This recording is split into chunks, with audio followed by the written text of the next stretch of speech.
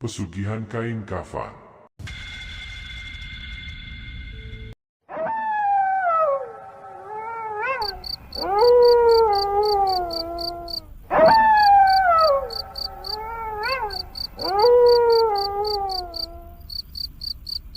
Cerita ini berdasarkan kisah nyata yang pernah saya alami sendiri.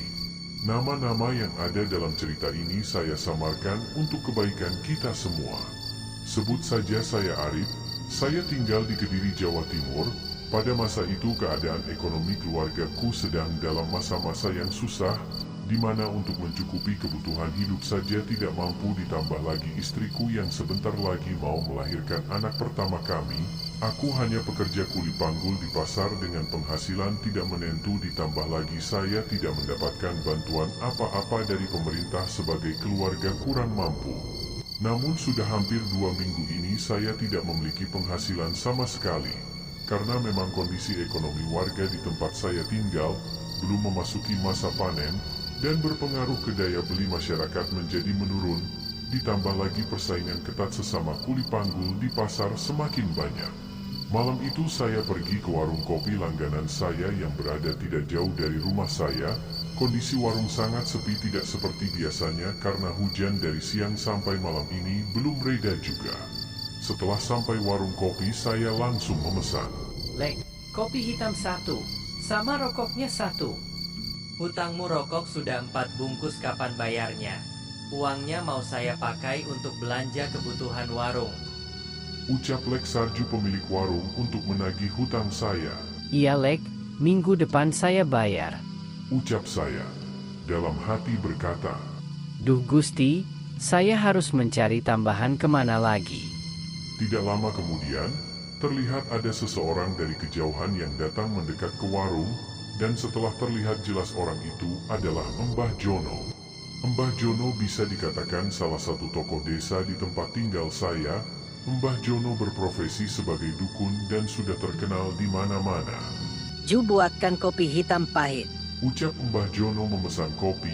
Setelah itu Mbah Jono duduk di samping saya dan berkata, Jangan melamun saja, Rip.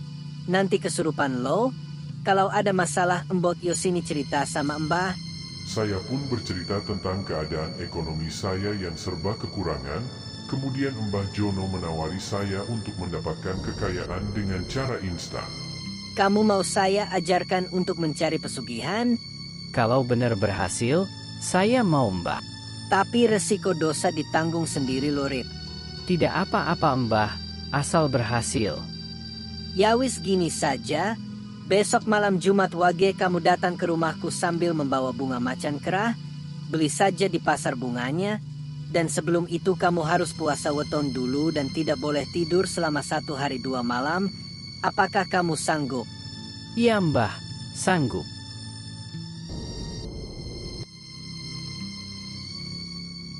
Kemudian Mbah Jono memberikan amalan untuk diamalkan selama saya berpuasa.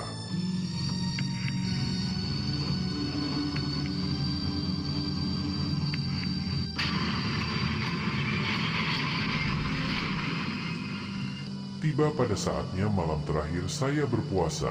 Setelah saya sholat malam, saya membaca amalan yang diberikan Mbah Jono. Baru saja memulainya, tiba-tiba angin pun serasa memutari saya. Bulu kuduk berdiri dan terdengar suara yang sangat besar berbicara kepada saya. Aku ini pendampingmu. Aku siap melindungimu dari segala macam bahaya.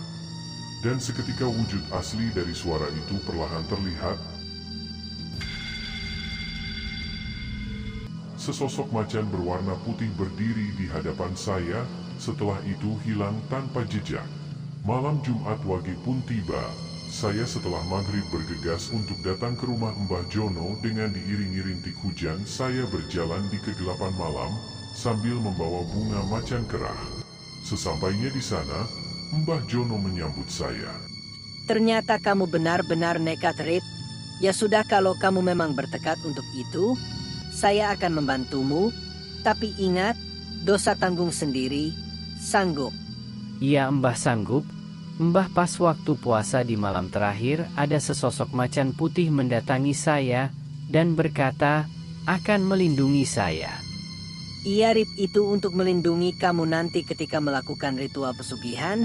Jadi kamu nanti datang ke kuburan tepat jam 12 malam dan carilah orang yang meninggal pada hari Selasa Kliwon. Setelah itu ambil kain kafannya.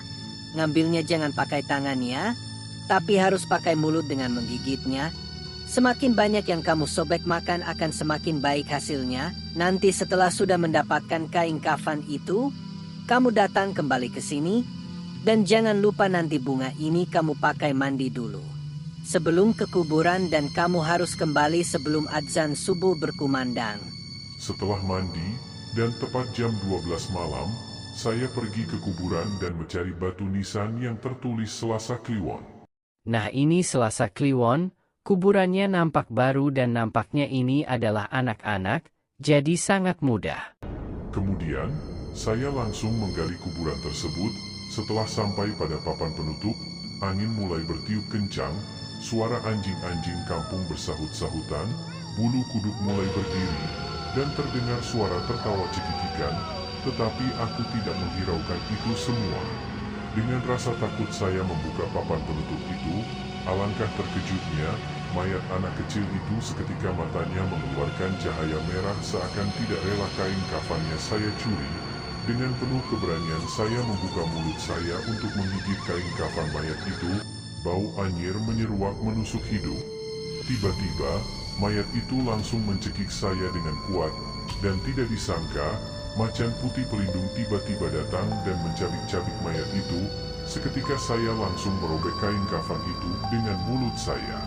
Setelah mendapatkan kain kafan, saya bergegas menutup kembali kuburan itu agar tidak diketahui warga. Saya bergegas menuju rumah Mbah Jono dengan berlari sekencang-kencangnya.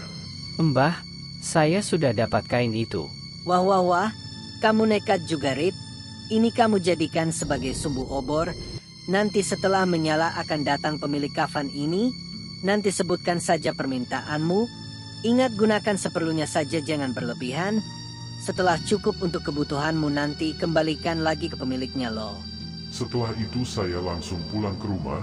Lama-lama terdengar suara azan subuh terdengar.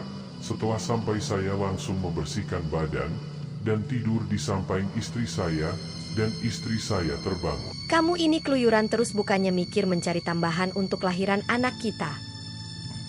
Ucap istri saya sambil menjewer telinga kiri saya. Saya hanya terdiam dan tertidur pulas. Pada malam berikutnya setelah istri saya tertidur, saya memulai ritual sesuai yang diperintahkan Mbah Jono. Tidak lama setelah obor menyala, asap pun mulai mengepul membumbung tinggi. Tak lama setelah itu muncul sesosok anak kecil berusia sekitar 12 tahunan dengan mengenakan kain serba putih namun ada yang sobek. Pak, kembalikan selimutku, Pak. Aku kedinginan. Saya akan mengembalikannya asalkan bantu saya untuk cepat kaya. Saya janji setelah kaya nanti saya akan mengembalikannya.